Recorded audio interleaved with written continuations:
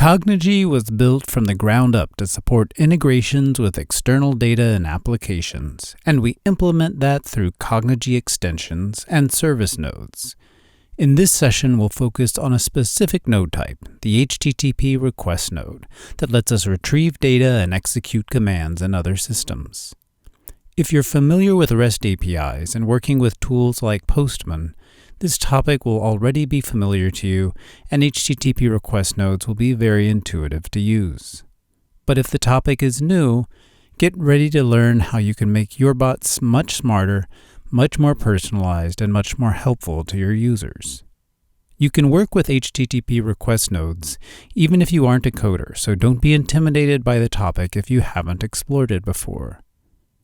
Let's take a step back and consider why a bot needs to retrieve external data in the first place. In the examples we've created so far, we're providing useful information to users, but none of it is informed by what we know about the user, and none of it makes changes in any systems that a customer uses. So, for example, when the user asks about bag check feeds, we should be able to look up their ticket and see if they purchased a checked bag. Or if the user asks about their flight status, we should be able to look up their flight and tell them its status. The big picture idea is that we want to help users accomplish end-to-end tasks using chat or voice bots without requiring human involvement. We only bring humans into the conversation when human judgment is required, not for basic data entry tasks.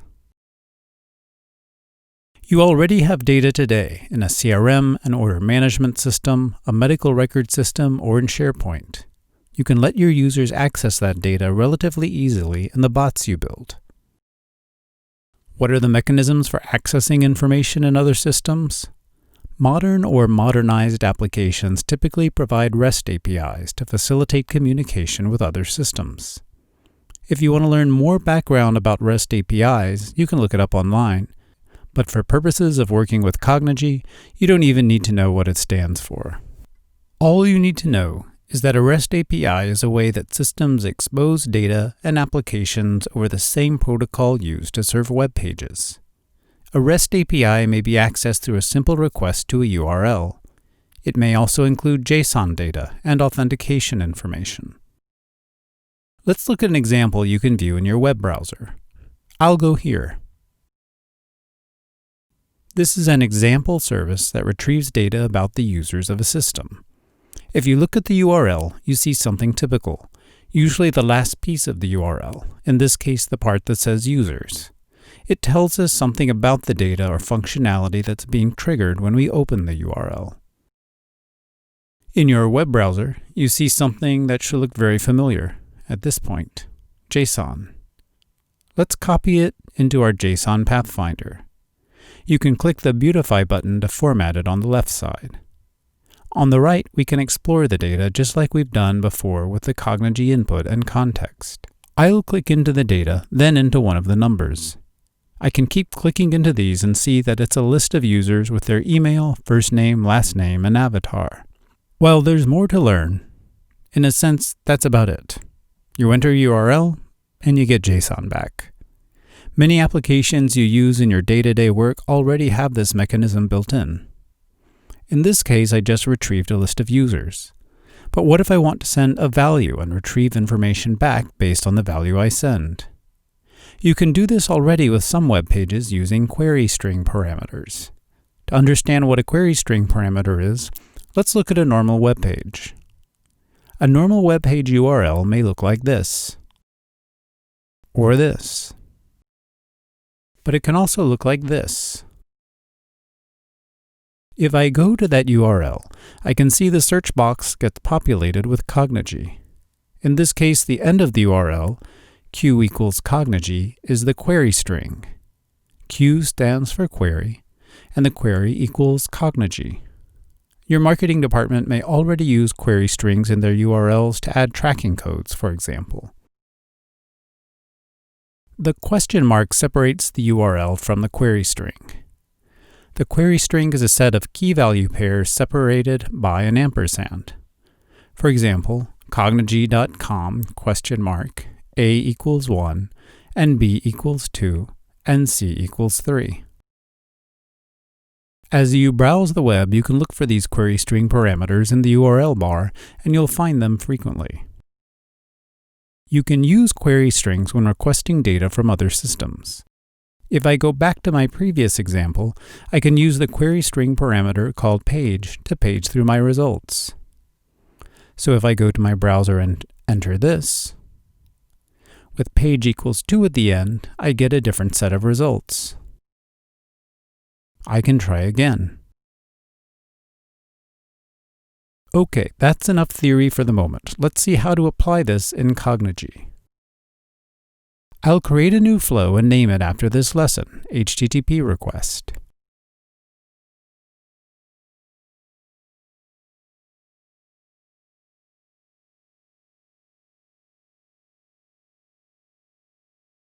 I'll add an HTTP request node after my start node. When I open the node, I'll see two fields, the request type and the URL. For now, we'll leave the request type as is and paste in our URL. This will retrieve page 2 of our users. Under storage options, I'll tell Cognigy how to store the result. I'll put it in the context and add the context key, which I'll call users. I'll save and say hi to my bot.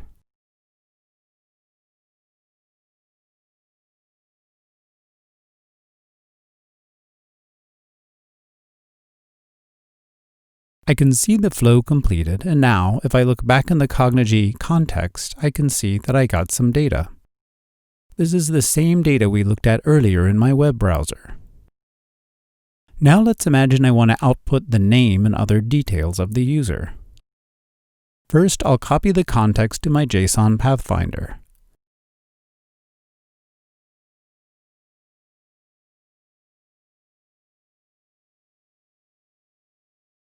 I'll click down through the results until I find the first user, listed under the 0. I'll click on first name to get the path, and I'll copy it. In Cognigy, I'll create a say node.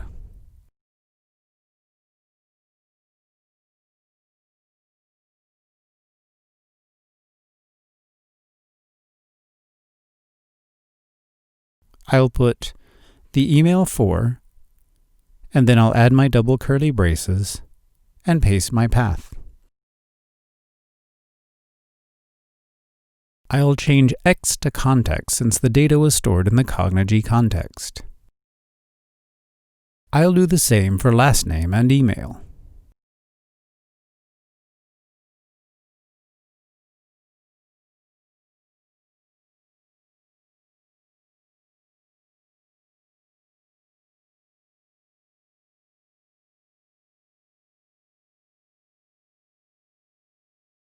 Note that for every dynamic piece of information, I'm adding my double curly braces and putting the JSON path inside.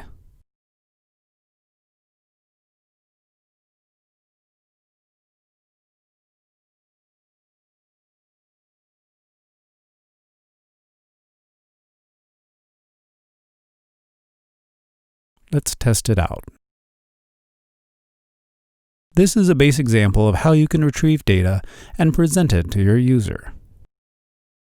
This works great for any unrestricted public source of information, but some of these sources are restricted either for security purposes, as in the case of your CRM, or for tracking purposes, for example, if you're paying for a number of requests that you make. One method that's often available for restricting access to service is the use of access keys or access tokens. Access keys are typically a long string of random alphanumeric characters that only you know. I'll make use of the AviationStack site to give you an example of how this works. AviationStack provides free, real-time flight status and global aviation data. They have paid plans as well for commercial applications, but we can use the free plan for this training. It's fun to use, so sign up if you're curious. Once I do sign up, I'm given an access key that ties the requests I'm making to my account. The free plan only gives me access to certain features, and the access key is their way of knowing what I'm allowed to access and in what volumes. Let's test it out in Cognigy. I'll open my HTTP request node and change my URL. You'll see at the end a query string parameter for my access key. I'll paste that in now. You'll see at the end of the URL, before the question mark, that this request will return information about flights. I want to send my departure city, arrival city, and airline name to narrow down my results. How do I know these additional query string parameters? They're outlined in the documentation on the Aviation Stack website. You can see I'm passing in SFO as my departure airport and ORD as my arrival airport, and United Airlines as my airline. If you're curious, IATA is just one of the formats for airport codes that we're all familiar with. So DEP_IATA stands for departure, and the airport code in the IATA format. For storage options, I'll change the context key to flights, and I'll save. I'll delete my say node as we don't need it right now. Now I'll say hi to the flow.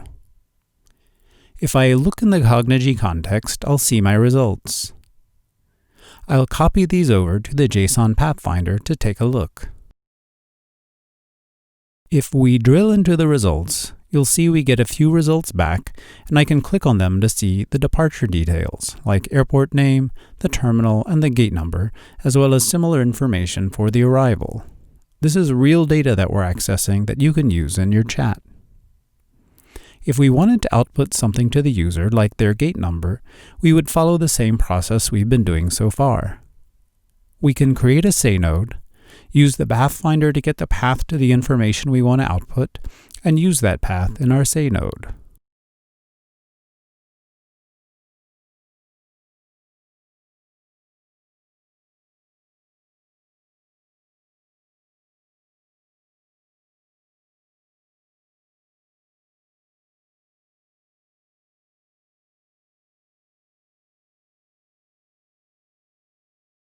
What if we want to ask the user for their flight number and provide results based on that?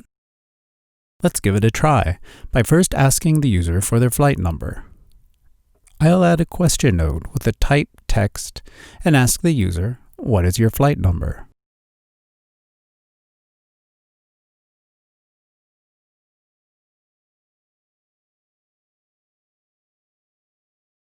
I'll save that. Now I'll modify my HTTP request node to pass in the flight number.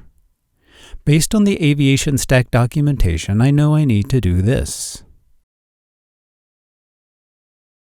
For the flight number, I want to use whatever the user just typed in. I'll use the last question result token.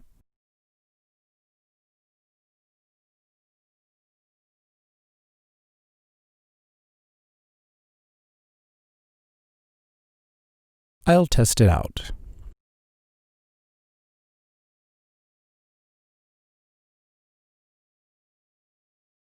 And in my Cognigy context, I can see the data I need just for this flight. You can use tokens or double curly braces in the URL field, just like you can in a say node. So you can put the last question result or a context value into your query string parameters based on what you already know. The last thing I want to cover is the topic of verbs.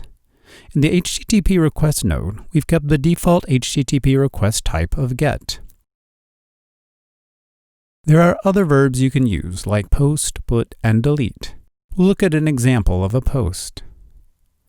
The main difference between a GET and a post conceptually is that a GET typically retrieves data while a post can update data. But this distinction isn't rigorously followed. Sometimes a post is used when more complex data needs to be sent that would otherwise create long and complex query strings. But in any case, a post can have a body, whereas a GET doesn't. Instead of putting all of the request information in the query string, with a post you can send JSON data. I'll show an example. I'm going to use the user's URL we worked with earlier when we were retrieving usernames. I want to use that same URL to create a new user. Based on the documentation, I know I need to send a JSON structure when I'm making my request. I'll open my HTTP request node and change the request type to a post. I'll paste in my URL. In the payload section, I'll make sure payload type is set to JSON, and I'll paste the expected format. You can see there are two expected values, a name and a job. For my storage options, I'll change the context key to user. Lastly, I'll delete my question node since we don't need it right now. I'll say hi to my flow to execute it. If I look in the context, I see a user was created with a new ID and a created date. Now let's imagine I want the user to specify their name. I'll add a question node to ask them.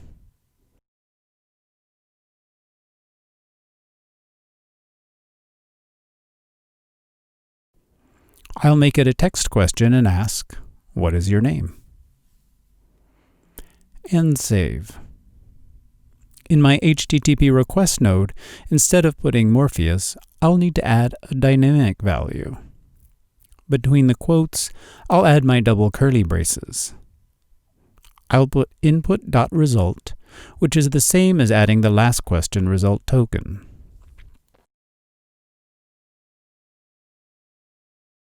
I'll save and test again. Now if I look at my context, I can see a record was created with the name Derek. So again, we're using what we've learned previously to add dynamic information, this time to a JSON string. There are times when the double curly braces don't work in a JSON string due to JSON formatting rules. Cognigy has a solution for that.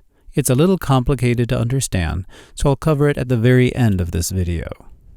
I'll discuss a few additional topics first. When you open an HTTP request node, you'll see a section for authentication. Cognigy provides several built-in authentication options.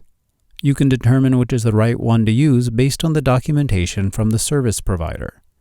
In our Aviation Stack example, we didn't need to use this because we passed our access key in the URL. But that's not always going to work for every service.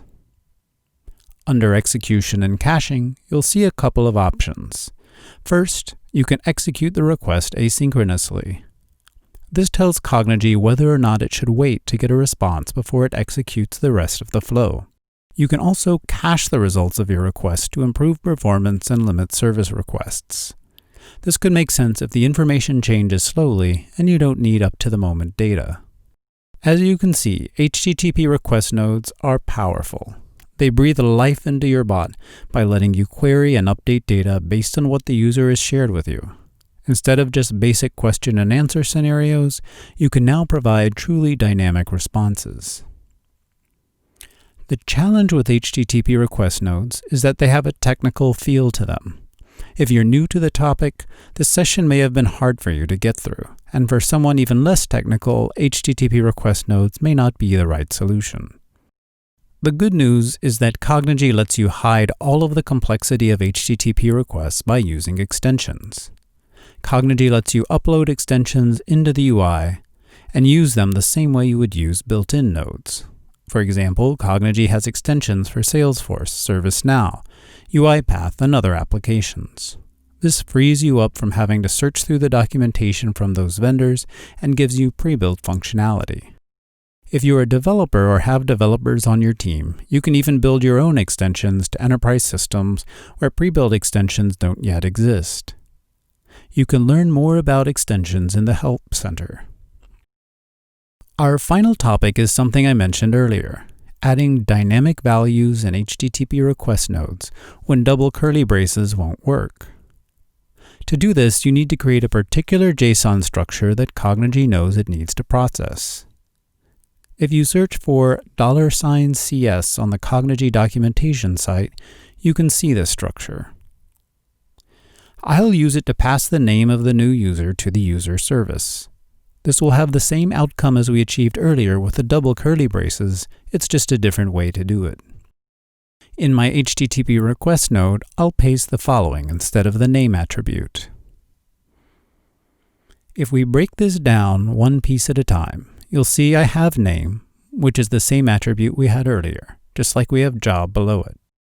Then we put $CS, which tells Cognigy it needs to process the following information. For script, I'll put the dynamic value, the same one we had earlier, input.result. For type, I put string. That's just a special keyword that means a string of characters. I'll save and test. If I go to the context, I can see the same result I got earlier. If this sounds a little complicated, don't worry about it too much. If you need this feature, you can always look it up in the documentation and then just watch this part of the video again. This concludes our lesson on HTTP request nodes. I hope you can see the power of this node type and you start exploring data sources that are available to you within your organization. Note that your internal APIs for your CRM, your ERP, or other enterprise systems may have additional security requirements. For example, you might need to whitelist the IP address of your Cognigy installation in order for the Cognigy server to communicate with the target system. If you aren't getting the responses to your HTTP requests that you expect, check with your IT team to see if there are security requirements you need to review.